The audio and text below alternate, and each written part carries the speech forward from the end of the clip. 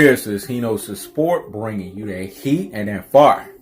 We keeping the foot on the what? On the necks. We keeping the foot on the what? On the necks. And like the Tibetan master that I am, I'm applying what? Unlimited pressure. Because pressure does what? It bursts pipes. Hold up. Before we get to Danny Garcia's cherry picking ass, make sure you guys go to HeKnowsFitness. Hit the subscription button. Comment, like, share. The link is in the description.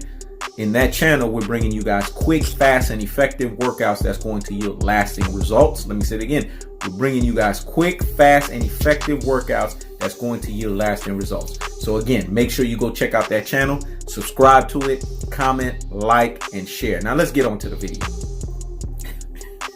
Danny Garcia, I'm keeping the foot on the what? On the necks. I'm keeping the foot on the what? On the necks. You guys know, man, when HeKnowsFitness Sport come out, I come out in Sun Tzu, aka Art of War, dog. 48 laws of power style on that ass. Now it's time to get your ass, boy. I'm coming for that ass. You are a cherry picker extraordinaire. Let me say it again. You are a cherry picker extraordinaire. Your last fight was against Ivan Redkach. Fuck is that? Let me rewind that because that needs to marinate in the corpus callosum and in the cerebellum, dog. Hear me? And hear me? Well, who the fuck is Ivan Redkach? This is the stuff that I'm talking about. Then you sat here in the fight previous to that, you knocked out a journeyman in 7 freaking rounds that, okay, he's not even a legitimate 147 pounder. Adrian Granados. It made me think of Rocky. Adrian! That's who you fought. Adrian Granados, dog. What are you talking about?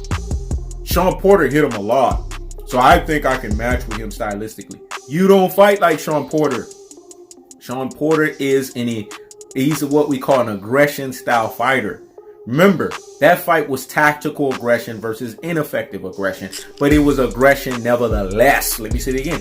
Tactical aggression versus ineffective aggression. But it was aggression nevertheless. You don't fight like Sean Porter. Sean Porter throws a lot of punches.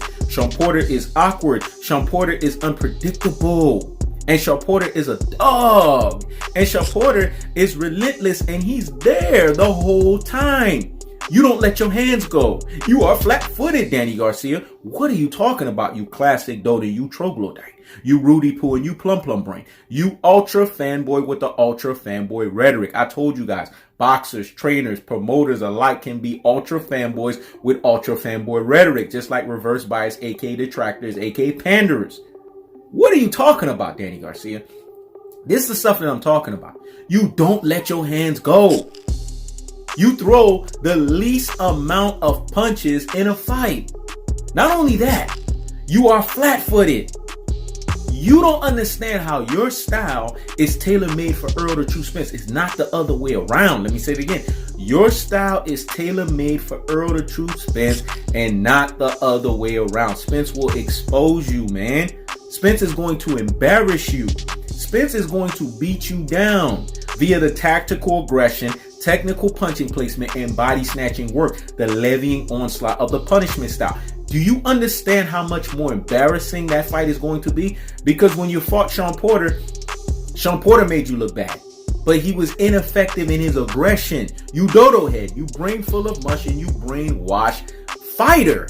Let me say it again. You dodo head, you brain full of mush, and you brainwash fighter.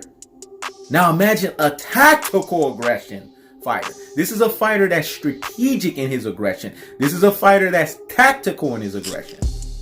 Imagine technical punching placement. This means he places his punches well.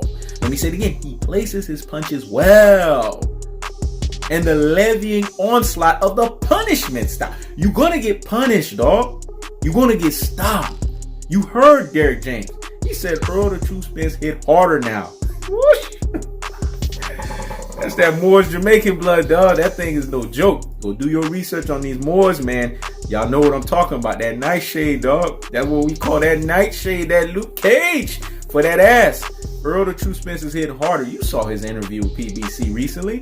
When they asked him that, he started doing that laugh that he do, that chill laugh. He was like, I don't know what Derrick James telling y'all, dog, but hey, maybe because I'm hungry, dog. Maybe because I'm just back.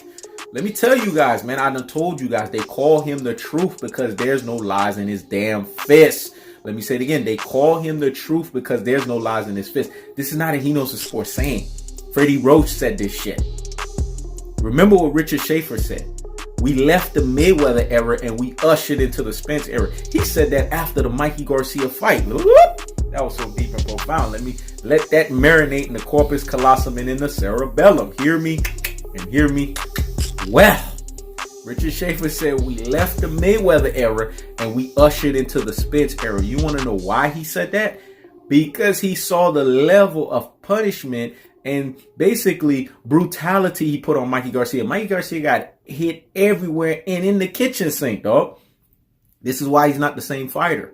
This is why he was regressed to an Uber, a Lyft, and a whole up. Hey, taxi Tijuana cab driver fighter. Because he got beat up. This is why he was in hibernation for 26 days. And when he came out, he was slurring all over the place, convulsed, showcasing to you guys CTE protocol issues. This is what Spence does. Spence retired Lamont Peterson. Don't get that twisted. That wasn't a Sergey Lipinets thing. That was an Earl the True Spence thing. He prepared him for the damn slaughter. Let me say it again. He prepared him for the damn slaughter, and Sergey Lipinets finished it off. You guys don't get it, man. Danny Garcia is talking too sideways out of his ass. Your last two opponents were lackluster. And in fighting, you are as good as your last opponents and your last fights. Remember that cardinal rule. Let me say it again. You are as good as your last opponents and your last fights. You didn't fight upper echelon competition. You know why? You had to bring your rabbit ass to the back of the line. You know why? Because you lost to Keith Thurman. A flute playing, you better not duck me, son. Once and upon a time, instead of one time, now run time, duck time Thurman. And you lost to Sean Ineffective Aggression Porter. That's who you lost to. Earl the True Spence beat Sean Porter. 9 rounds to 3, 8 to 4. He outbrawled the brawler. He stayed in the phone booth. Something you couldn't do in your fight against Sean Porter. You didn't want no phone booth. You wanted to evade the whole time. Earl the True Spence went toe-to-toe in the phone booth because he chose to do that. He didn't have to. He could have fought a different way, but he chose because he was proving a point. His last 2 fights was about beating opponents at their own game. He's not probably going to fight that way no more, but that's what he was trying to prove at that time. Your style is tailor-made for Earl the True Spence to punish you more than what Sean Porter was able to do. Sean Porter proved that if you are active, if you move laterally, and if you are aggressive, Danny Garcia is basically null and void when it comes to him being effective. All you do is try to do weight distribution to proportion your weight from one hand to the next, and everyone knows what's coming. Keith Thurman called your ass out. Right hand, left hook, right hand, left hook, right hand, left hook. Let me say it again. Right hand, left hook, right hand, left hook, right hand, left hook. You are predictable. And you know what predictability means? That means punishment and stoppage. Let me say it again. You are predictable, cherry picker. So you know what that means? It means punishment and stoppage. Earl the True Spence gonna stop your ass. He gonna punish your ass. What do you not understand? He's clamoring for that fight because he knows he can beat the shit out of your ass. And on top of that, you shorter than him. So he's gonna tower over you. So what are you talking about, cherry picker? You lost to Mauricio Herrera. You owe him a fight. You lost to Lamont Peterson. You owe him a fight. So again, your career really has 4 losses on it. You are not what we call a top 4 welterweight. You are number 5. Damn near number 6. I got you Dennis Ugas above your ass. Let me say it again. You are damn near number 6. I got you Dennis Ugas above your ass. So again, Danny Garcia, what are you talking about? When you sit here and say that Sean Porter touched him up a lot. Sean Porter is an effective fighter in terms of his aggression and his activity. You don't have those things in your arsenal or your prerequisite. So Spence will be very comfortable when he fights your ass. Very fucking comfortable.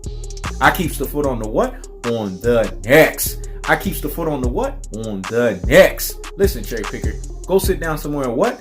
Higgity fucking hush. This is HeKnowsFitness Sport, checking out.